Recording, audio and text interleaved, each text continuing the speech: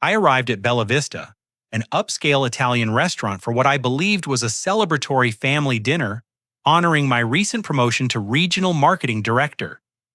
My biological sister Amanda had organized the gathering, claiming she wanted to make things right after years of tension. As I approached the reserved table where 8 family members sat laughing, Amanda's voice cut through the warm atmosphere like a blade. "Get out of here! Go find another table! This one's for family, not adopted boys." The room fell silent. Everyone stared. My heart stopped. Standing there in my best navy suit, I felt like that 7-year-old boy again. The one who had bounced between foster homes before Frank and Dorothy Blackwood gave me a real family. The words hit me harder than any physical blow ever could. Amanda continued her verbal assault with the precision of someone who had been planning this moment for weeks. "This dinner is actually for real family members only," she announced, her voice carrying across the restaurant's dining room. "We're celebrating Trevor's new construction business partnership, and honestly, Winston, you were never really part of this family anyway." The family members seated around the large circular table shifted uncomfortably in their burgundy leather chairs. My adoptive parents, Frank and Dorothy, sat frozen. Frank staring down at his untouched Caesar salad while Dorothy nervously twisted her wedding ring. My biological brother Trevor smirked and nodded along with Amanda's statements, raising his wine glass in a mock toast. Finally, someone said it. Trevor chuckled, his construction worker's hands gripping the crystal stemware. "We've been tiptoeing around this for years." Amanda's husband Brad adjusted his tie and looked satisfied, while Trevor's wife Jessica whispered something to their teenage daughter Chloe, who giggled behind her hand. Their son Marcus, all of 15 years old, watched the scene unfold with the cruel fascination that only teenagers could muster. The waiter Carlos approached our table carrying a silver tray with obvious reluctance. His weathered face showed confusion about the family dynamics playing out before him, but he followed his instructions, walking directly to my chair and placing an itemized bill in front of me. $2,500. I picked up the thick paper and examined every line item. Premium ribeye steaks for 8 people at $49 each. Fresh lobster tails at $38 per serving. 3 bottles of Caymus Cabernet Sauvignon at $120 each. Appetizers ranging from truffle risotto to pan-seared scallops. Elaborate desserts that nobody had even ordered yet.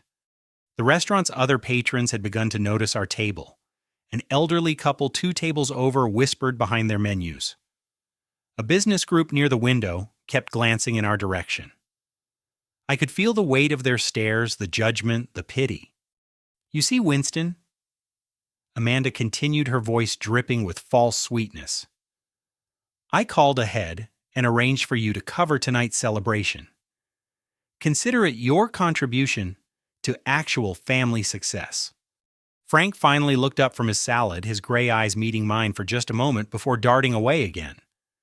Dorothy dabbed at her eyes with her cloth napkin but said nothing. These were the people who had raised me, loved me, supported me through college, and celebrated my achievements. Yet here they sat silent as their biological daughter humiliated me in public.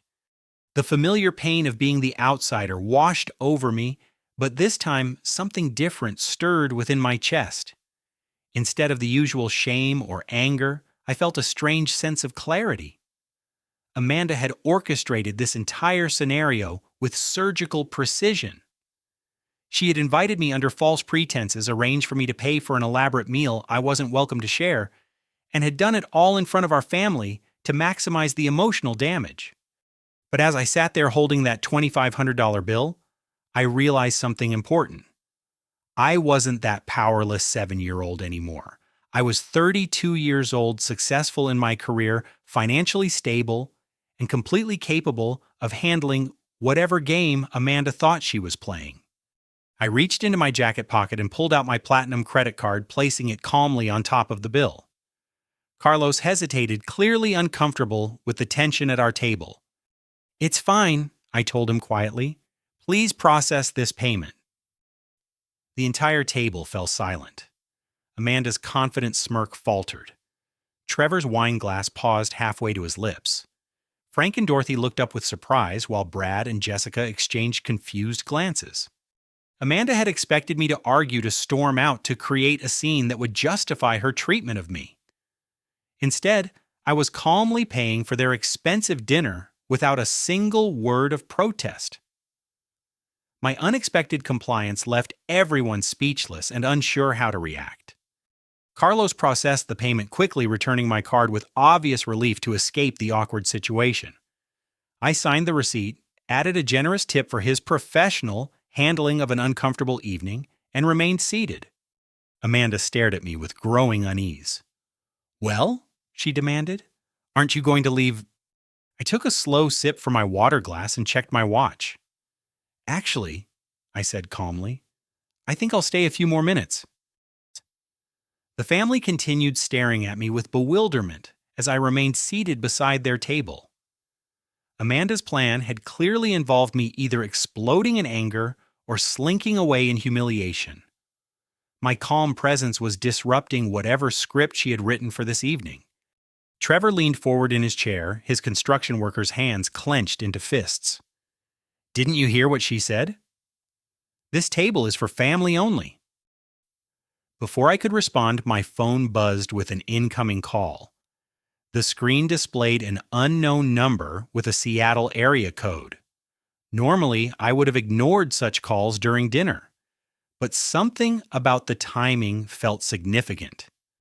"Winston Blackwood speaking." I answered with unusual formality, my voice carrying across the now quiet table. "Mr. Blackwood, this is Margaret Thornfield, senior partner at Thornfield Morrison and Associates. I hope I'm not calling at an inconvenient time." My pulse quickened. Margaret Thornfield was one of the most prestigious attorneys on the West Coast, specializing in complex estate litigation and family law.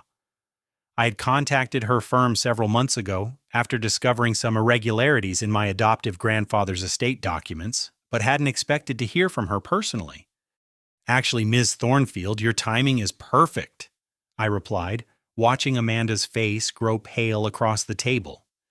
"Excellent. I wanted to congratulate you on your excellent timing regarding our investigation. Are you still interested in proceeding with the family matter we discussed?" I glanced at Amanda, whose confident demeanor had completely evaporated. Her eyes darted nervously between me and the phone pressed to my ear. Frank suddenly looked alert for the first time all evening, while Dorothy stopped dabbing at her eyes.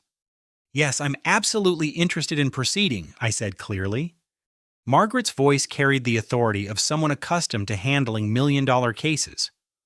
"Wonderful. Our investigation has been completed successfully, and I must say the findings are quite remarkable.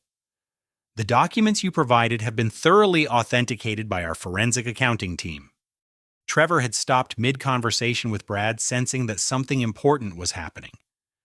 Jessica grabbed Chloe's arm to quiet her giggling, while Marcus leaned forward to listen more closely. "We've discovered several very interesting financial irregularities related to the family trust fund that your adoptive grandfather Henry established before his death 15 years ago," Margaret continued. "The discrepancies are quite substantial, involving multiple six-figure transfers over the past 2 years. Amanda's face had gone completely white. She gripped her wine glass so tightly I thought it might shatter in her hands. "Our forensic accountants have traced these transfers through several shell companies and offshore accounts. The paper trail is quite comprehensive, I'm pleased to report." I maintained eye contact with Amanda as Margaret spoke. "That sounds very thorough, Ms. Thornfield." "Indeed. We've also uncovered some rather creative attempts at document forgery that I believe you'll find quite enlightening. Are you prepared to proceed with our planned meeting tomorrow morning at 9 o'clock? "Absolutely, I'll be there." "Excellent. I should mention that certain family members should probably be informed soon about these recent discoveries. The statute of limitations on some of these matters is quite generous, but federal prosecutors prefer to move quickly once they have sufficient evidence." Frank's fork clattered against his plate. Trevor's confident smirk had transformed into something resembling panic. Brad looked confused while Jessica whispered urgently to her husband. I understand completely, I replied. I think tomorrow morning will be perfect for sharing this information with everyone involved. Very good, Mr. Blackwood. I look forward to our meeting. Have a pleasant evening. I ended the call and placed my phone calmly on the table. The restaurant's ambient noise seemed unusually loud after the tense silence at our table. Carlos appeared with fresh bread rolls, took one look at everyone's faces, and quickly retreated without a word. Winston, Amanda's voice cracked slightly. What was that phone call about? I took another sip of water and smiled. Oh, just some family business that needs to be resolved. Nothing for you to worry about tonight. What kind of family business? Trevor demanded, his construction worker's bravado faltering. The kind that involves lawyers, accountants, and federal prosecutors, I replied calmly.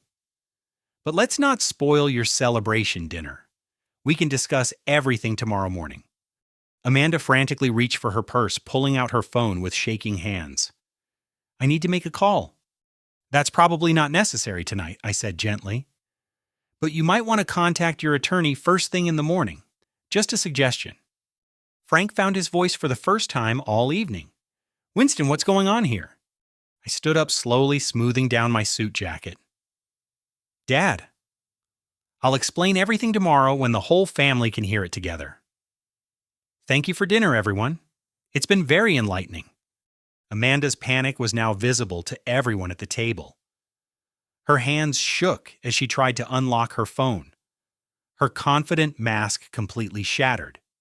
Sweet dreams, I said quietly, walking away from the table as 8 pairs of stunned eyes followed my every step. The next morning, I arrived at Frank and Dorothy's suburban home at exactly 9 o'clock, carrying a thick manila folder and accompanied by Margaret Thornfield. Her silver Mercedes was parked behind my Honda Accord in the driveway, a stark contrast that somehow felt appropriate for what was about to unfold. Margaret cut an impressive figure in her charcoal gray suit and understated jewelry. At 58 years old, she had built a reputation for methodical preparation and devastating courtroom presentations. Her calm demeanor had a way of making opposing attorneys very nervous. The entire family had gathered in Frank and Dorothy's living room, summoned by my text message about important family business. The atmosphere felt like a funeral viewing. Amanda sat rigidly on the floral sofa, her usual commanding presence replaced by barely controlled anxiety.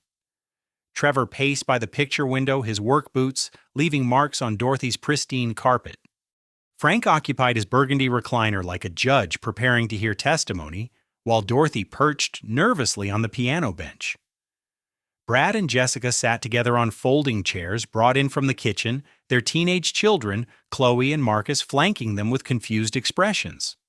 Margaret opened her leather briefcase and removed several bound documents. Good morning, everyone. I'm Margaret Thornfield, and I've been investigating some irregularities in the Henry Blackwood Family Trust on behalf of my client. She spread the papers across Dorothy's coffee table with practiced efficiency. Let me begin by explaining the history of this trust, which I believe some of you may not fully understand. Margaret's voice carried the authority of someone who had handled hundreds of complex estate cases. Henry Blackwood established this trust in 2008, approximately 1 year before his death from pancreatic cancer. The trust currently holds assets valued at $3.2 million, including real estate investment accounts and business holdings. Trevor stopped pacing and turned toward Margaret. We know about Grandfather's trust. Amanda handles all that financial stuff. I'm sure she does, Margaret replied coolly.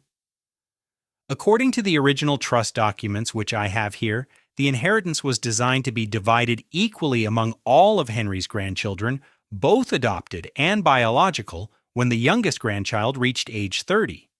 She pulled out a highlighted document and placed it where everyone could see. Winston turned 32 years ago, making him eligible to receive his portion at that time. However, our investigation reveals that he was never informed about the trust's existence. Dorothy's hand flew to her mouth. We trusted Amanda to handle all the paperwork. She said it was too complicated for us to understand. Margaret nodded sympathetically. Estate administration can indeed be complex. However, the law requires all beneficiaries to be notified of their rights and kept informed about trust distributions. She retrieved another set of documents from her briefcase. Our forensic accounting team has traced all trust distributions over the past 3 years. Amanda, Trevor, Chloe, and Marcus have each received their designated portions, totaling approximately $800,000 per person. Amanda finally spoke, her voice barely above a whisper. Winston renounced his claim to the inheritance. He signed documents saying he didn't want grandfather's money. Margaret's expression remained professional but firm. I'm afraid that's not accurate. Our handwriting experts have examined the documents in question. The signature purporting to be Winston's is a forgery. The room fell completely silent except for the ticking of Dorothy's grandmother clock. Furthermore, Margaret continued, our investigation has uncovered systematic diversion of Winston's inheritance funds. Bank records show regular transfers of approximately $50,000 every 6 months to various accounts controlled by Amanda and Trevor. She placed photocopied bank statements across the coffee table. Winston's portion of the trust, totaling over $800,000, has been completely diverted to fund Trevor's construction business expansion and various failed restaurant ventures belonging to Amanda's husband, Brad. Frank leaned forward in his recliner, studying the bank records with growing disbelief. Amanda, is this true? I can explain everything, Amanda stammered. Winston was adopted. Grandfather never really considered him family.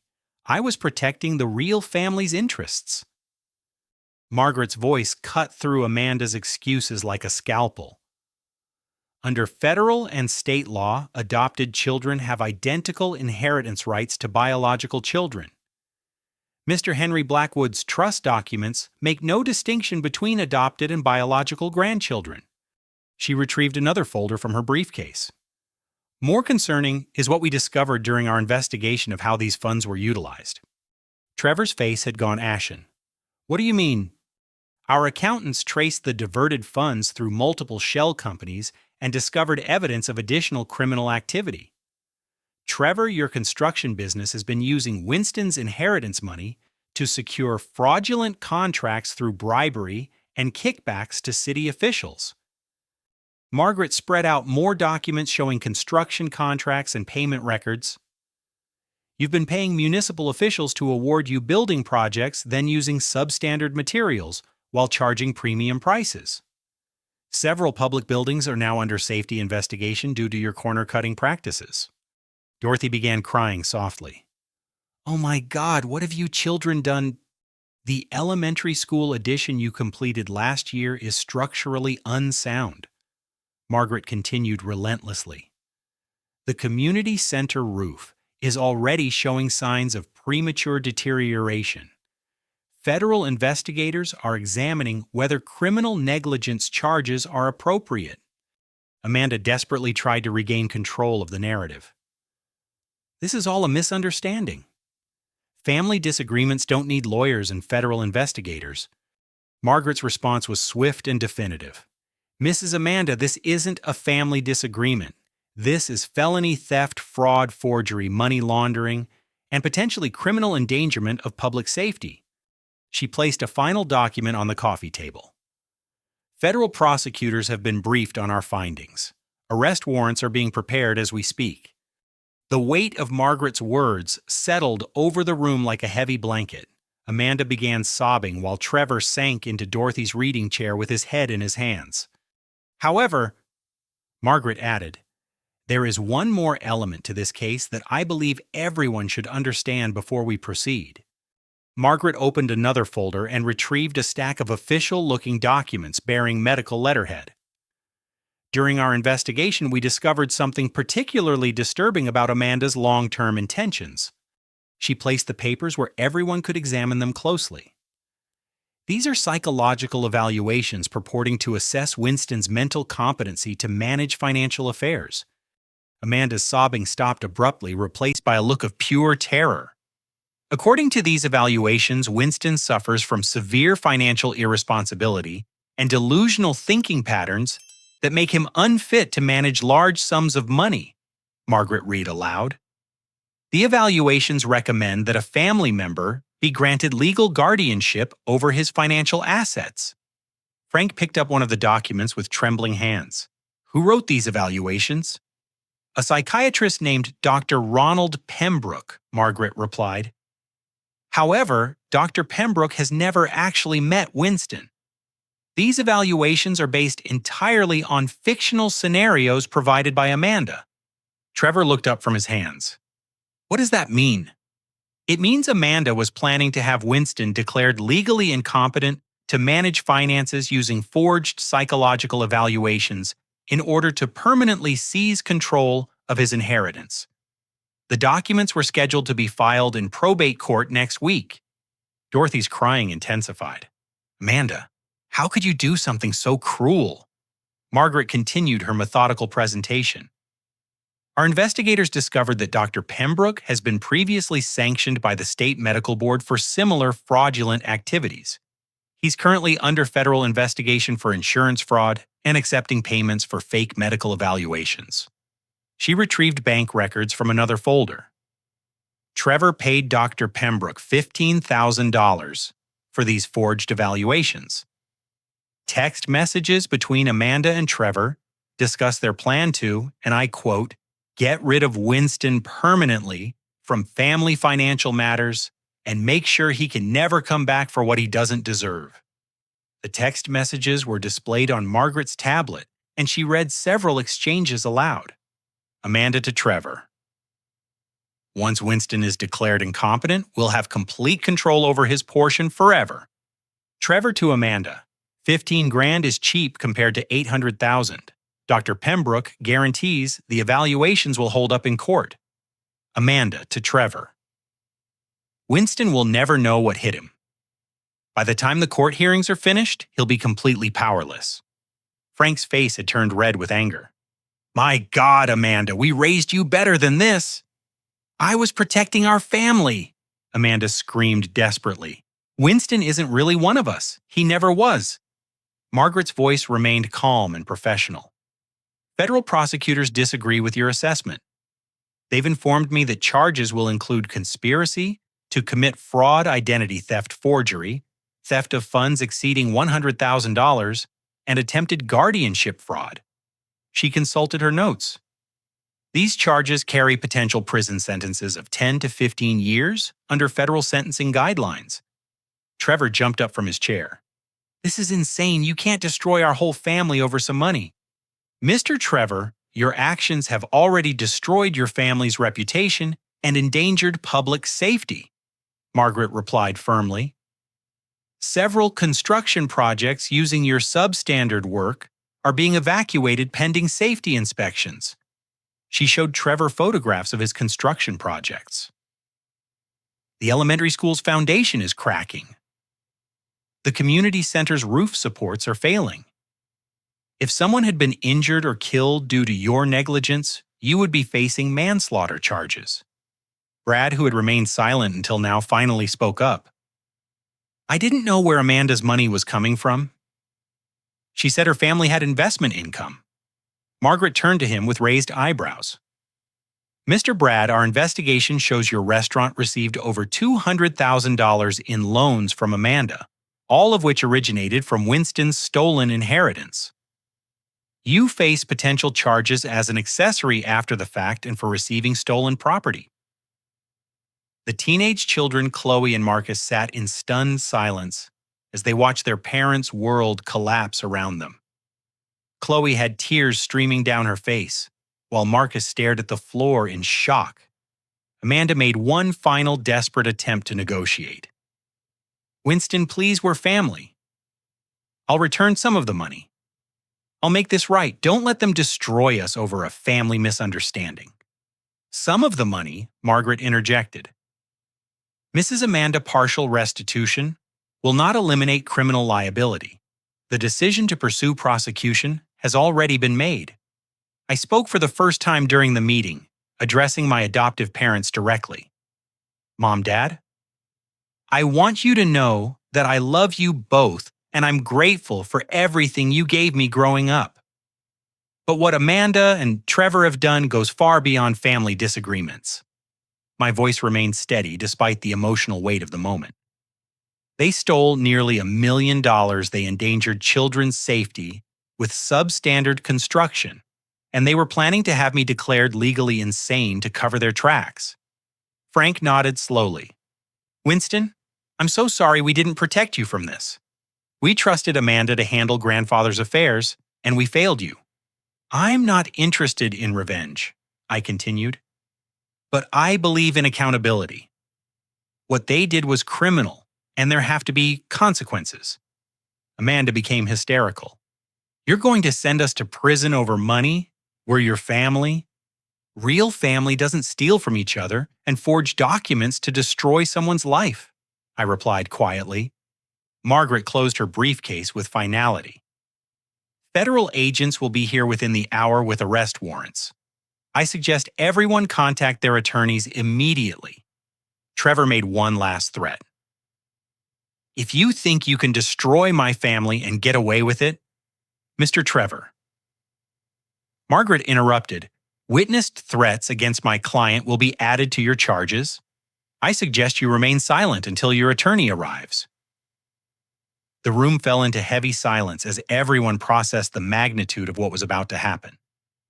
Amanda continued sobbing while Trevor sat in defeated silence. Frank and Dorothy looked shell-shocked, and Brad appeared to be calculating his legal exposure. Margaret packed her documents methodically. Winston, the federal agents should arrive shortly. Full financial restitution will begin immediately through asset seizure and forced sales. As if on cue, we heard car doors slamming in the driveway. 3 black SUVs had pulled into Frank and Dorothy's quiet suburban driveway, drawing curious stares from neighbors who were beginning their Saturday morning routines. Agent Sarah Chen and Agent Michael Rodriguez from the FBI's Financial Crimes Division approached the front door carrying arrest warrants and evidence collection equipment. Agent Chen, a compact woman with steel gray hair and sharp eyes, introduced herself professionally.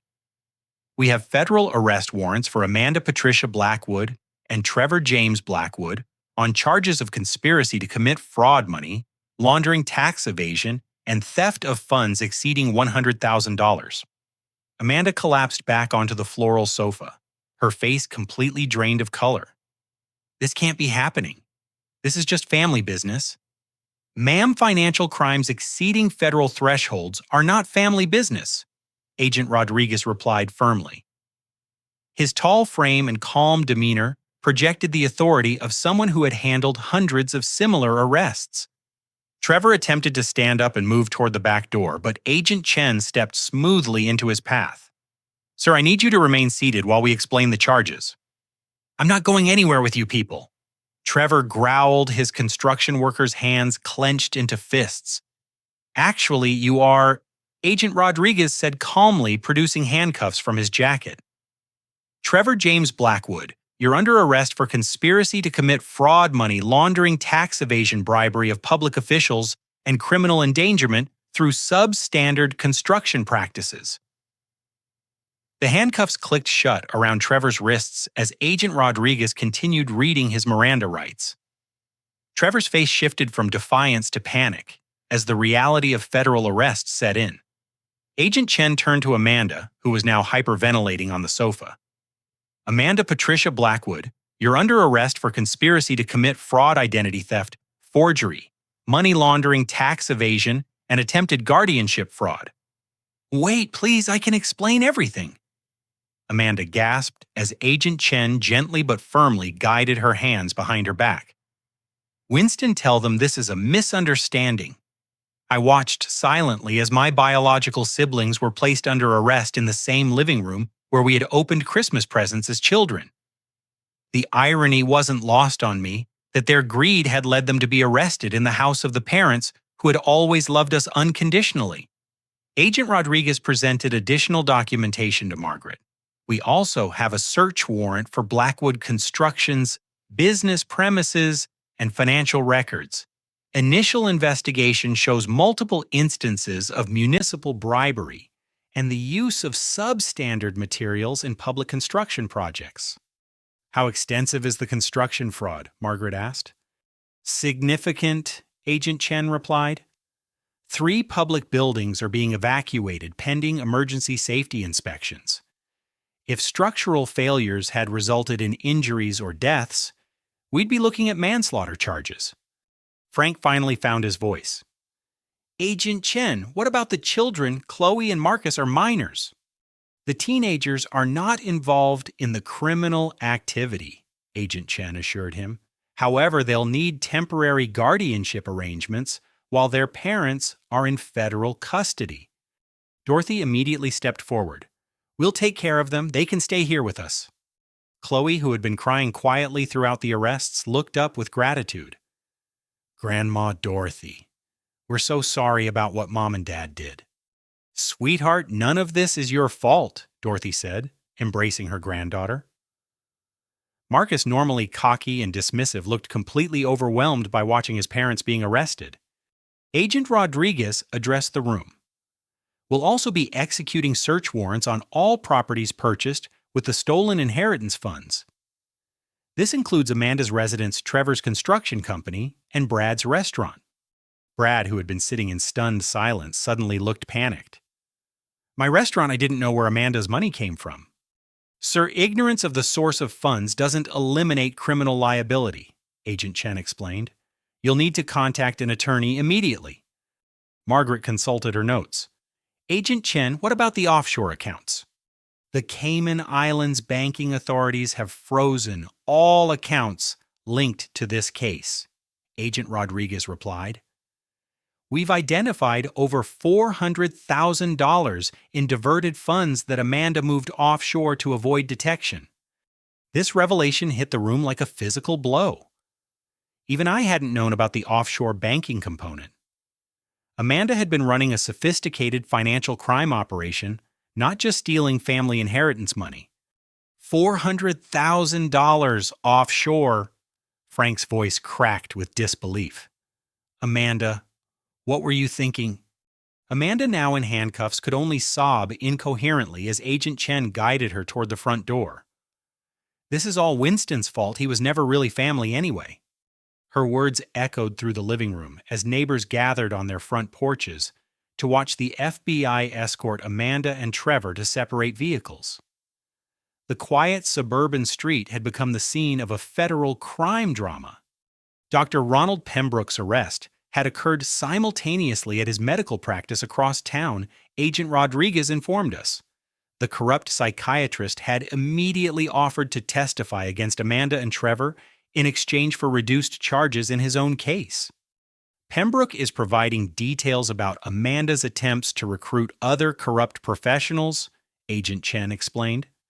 She approached multiple people seeking ways to permanently disinherit Winston, showing this was premeditated and systematic.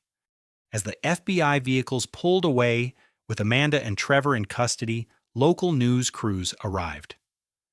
The story was already breaking on social media. Local construction executive arrested for million-dollar trust fund theft, and sister attempts to have brother declared incompetent to steal inheritance. Margaret advised me to decline all media interviews to protect my privacy and avoid compromising the federal case. I watched from the living room window as reporters set up cameras on the sidewalk, turning Frank and Dorothy's peaceful neighborhood into a media circus. Frank put his arm around my shoulder as we watched the spectacle unfold. Winston, I'm so proud of how you handled this.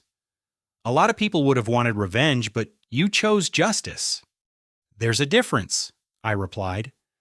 Revenge would have been about hurting them. Justice is about protecting future victims and teaching Chloe and Marcus that actions have consequences. Dorothy joined us at the window, still holding Chloe, who continued crying softly. Your grandfather, Henry, would be proud of the man you've become, she said. He always said character is revealed in how we handle adversity. The arrest warrants were just the beginning. Full restitution federal prosecution and the long process of rebuilding our family relationships lay ahead. But as I watched the news crews document the consequences of Amanda and Trevor's crimes, I felt something I hadn't experienced in years: complete peace with my decisions and absolute clarity about my values. Margaret gathered her remaining documents. Winston, this case will likely take 18 to 24 months to fully resolve through the federal court system. Are you prepared for that timeline? I've waited 32 years for justice, I replied. I can wait a little longer. 6 months later, I sat in the imposing federal courthouse in downtown Seattle as Judge Patricia Morrison prepared to deliver sentences to Amanda and Trevor. The mahogany-paneled courtroom was packed with family members, news reporters, and representatives from the construction companies whose contracts had been affected by Trevor's fraudulent practices. Amanda stood before the judge wearing an orange prison jumpsuit, her once perfect hair now unkempt, and her confident demeanor completely shattered. The woman who had orchestrated elaborate schemes to steal nearly $1 million now appeared small and broken. Judge Morrison's voice carried the weight of federal authority as she addressed Amanda directly. Mrs. Blackwood, you have pleaded guilty to conspiracy to commit fraud, identity theft, forgery, money laundering, and tax evasion. These crimes represent a systematic attempt to defraud your own family member over multiple years.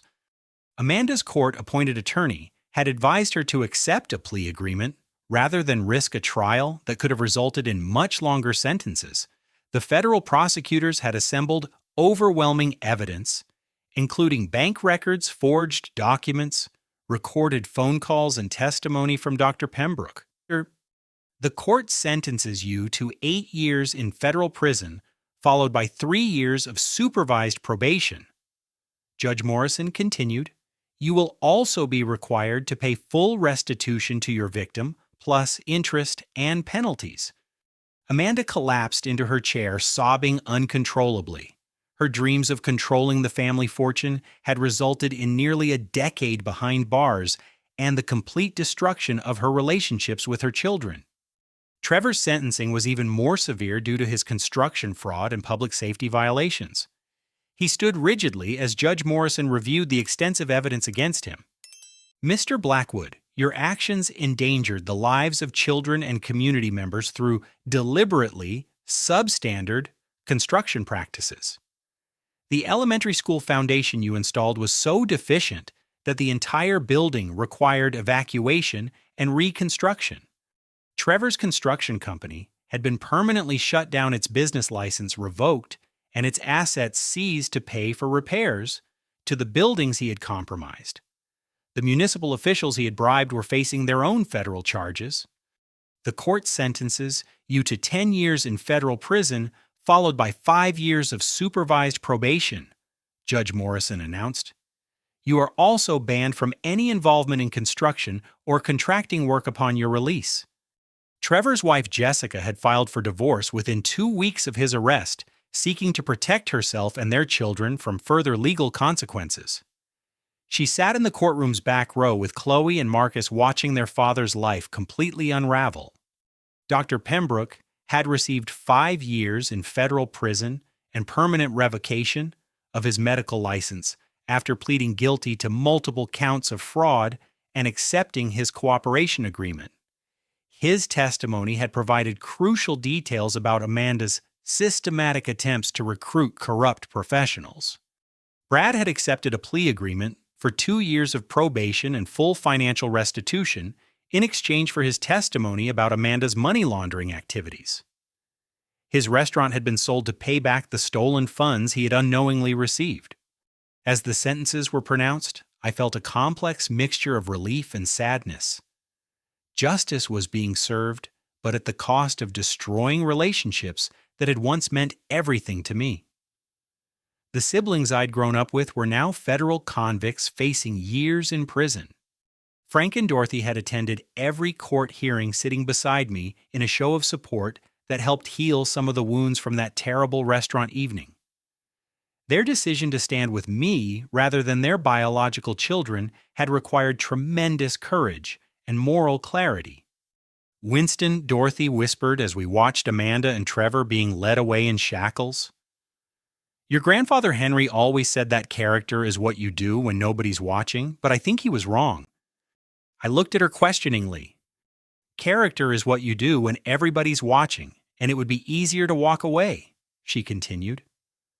You chose the hard path, and you've given Chloe and Marcus an example of what integrity looks like. The teenagers had struggled initially with anger and embarrassment about their parents' criminal behavior. Family therapy sessions with Dr. Rachel Martinez had helped them process their emotions and understand that their parents' choices didn't define their own worth or future potential. Chloe had thrown herself into her college preparation, maintaining a 3.8 grade average despite the family crisis. She often talked about studying business ethics and financial planning, determined to use her parents' mistakes as motivation for living differently. Marcus had initially acted out getting suspended from school for fighting and skipping classes. But gradually, through consistent support from Frank, Dorothy, and myself, he had found direction. He now spoke passionately about becoming a social worker to help other families navigate difficult situations. The financial restitution had been completed through asset seizures and forced sales of properties purchased with my stolen inheritance. I had recovered my complete inheritance plus interest and penalties totaling over $1 million. Rather than hoarding the recovered funds, I had used portions meaningfully. College funds for Chloe and Marcus ensured their parents' crimes wouldn't destroy their educational opportunities. A $50,000 donation to the elementary school that Trevor's substandard construction had endangered funded proper repairs and safety improvements. I'd also established a scholarship fund for adopted children aging out of foster care, providing financial support for college or vocational training. The irony that Amanda's attempt to exclude me from the family had resulted in helping other adopted children wasn't lost on me. The house I had purchased with part of the inheritance was located just 20 minutes from Frank and Dorothy, allowing me to maintain close relationships with them and the teenagers. Sunday dinners had become a cherished tradition filled with genuine laughter and connection rather than the tense gatherings of the past. My relationship with Rebecca had deepened throughout the legal proceedings. She had stood by me during months of court hearings, FBI interviews, and media attention. Her support and perspective had helped me maintain focus on healing rather than revenge. I'm proud of how you handled this entire situation, Rebecca told me as we left the courthouse after the sentencing hearing. You could have used their crimes to justify destroying them completely, but you chose accountability over vengeance.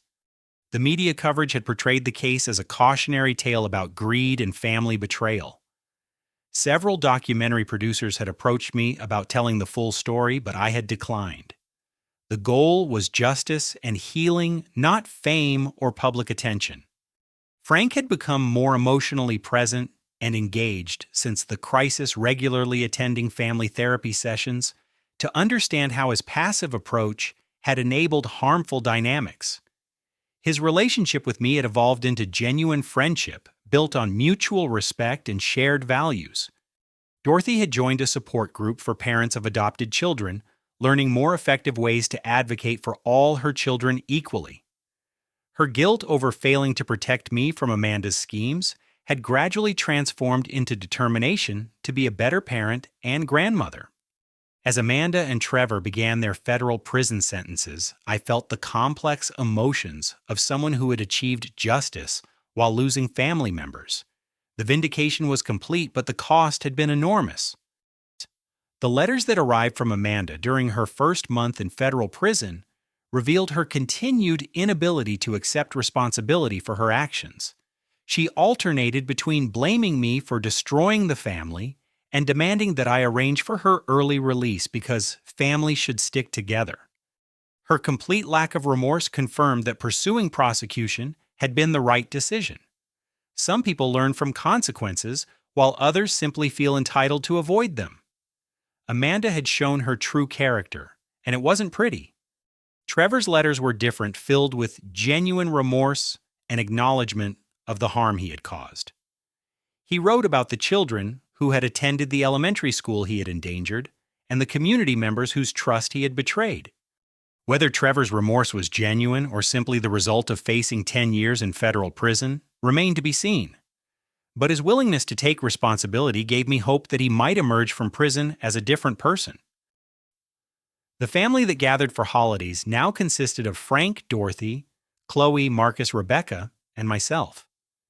It was smaller but healthier, built on honesty and mutual respect rather than the surface politeness that had masked years of resentment and manipulation. 2 years after that devastating restaurant evening, I stood in the kitchen of my new 3-bedroom house, preparing dinner for my expanded family. The home sat on 2 acres of wooded land just outside Portland, with large windows that filled every room with natural light, and a wrap-around porch perfect for morning coffee. Rebecca, now wearing the engagement ring I had given her 6 months earlier, chopped fresh vegetables from our garden while humming softly. At 29, she had grown into her role as marketing director with confidence and grace. But more importantly, she had become my partner in building the kind of family I'd always dreamed of. Marcus, now 17 and transformed from the angry teenager who had watched his parents' arrest, set the dinner table with careful attention to detail. His acceptance to Portland State University's social work program had filled him with purpose and direction. He spoke passionately about helping families navigate crisis situations and preventing the kind of destruction he had witnessed firsthand. Winston: "Do you think Mom and Dad will ever understand what they did wrong?" Marcus asked as he arranged the cloth napkins Dorothy had given us. It was a question he asked periodically, still processing the trauma of watching his parents become federal criminals. Dr. Martinez had helped him understand that healing didn't require his parents to change, only that he continue growing into the person he wanted to become. "Your dad seems to be taking responsibility in his letters," I replied honestly. "Whether your mom ever will, I don't know. But that's not something you need to worry about." Chloe arrived from her college orientation at Portland Community College, where she had enrolled in the business administration program with a focus on ethical financial planning. At 19, she carried herself with the quiet confidence of someone who had survived family tragedy and emerged stronger. I met with my academic advisor today.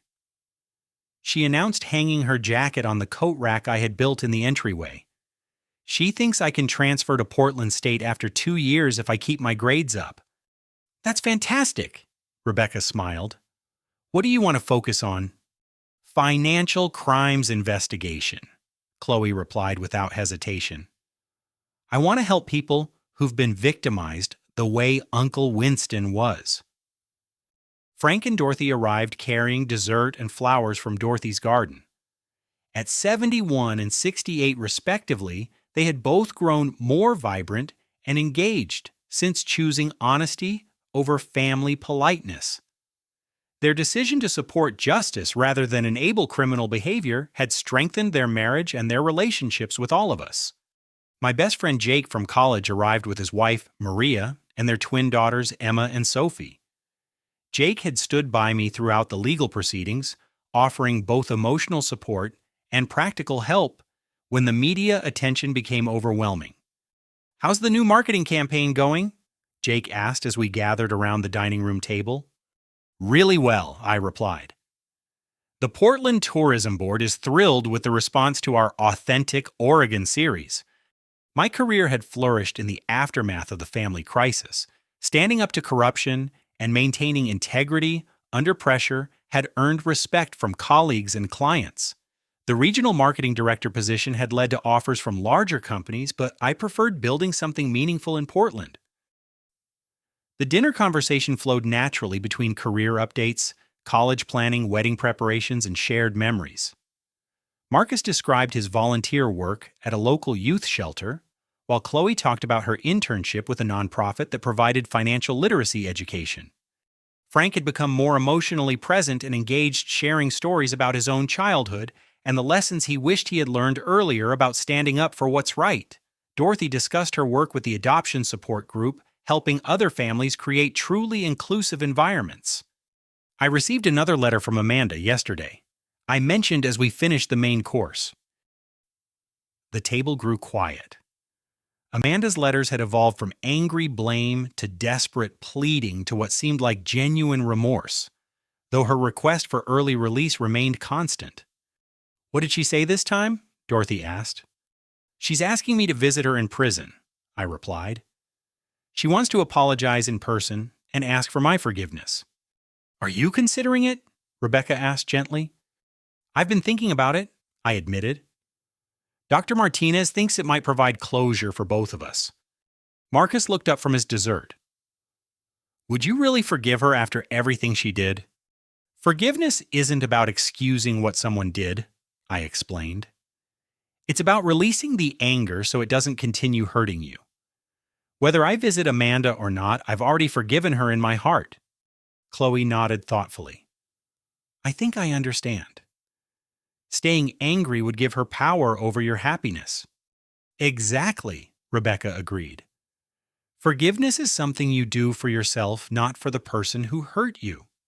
As dinner concluded, I stood to address my gathered family, looking around the table at the faces that had become my chosen family. The biological relatives who had rejected me were serving federal prison sentences, but the people who truly loved me were here sharing Sunday dinner and planning our future together. 2 years ago, I thought I understood what family meant. I began. But I learned that real family isn't determined by genetics or legal documents. It's created by people who choose to love, support, and protect each other through both celebration and crisis. Frank raised his wine glass. "Winston, you've taught us all what integrity looks like. Your grandfather Henry would be incredibly proud. I'm grateful for everyone at this table," I continued. "Rebecca, you've shown me what partnership and unconditional support really mean. Mom and Dad, you chose justice over false peace, and that gave me the strength to see this through." Dorothy wiped tears from her eyes. "You've always been our son, Winston. Not adopted, not biological, just our son." "Chloe and Marcus, watching you both transform pain into purpose has been inspiring," I said. "You're going to help so many people because of what you've learned from this experience."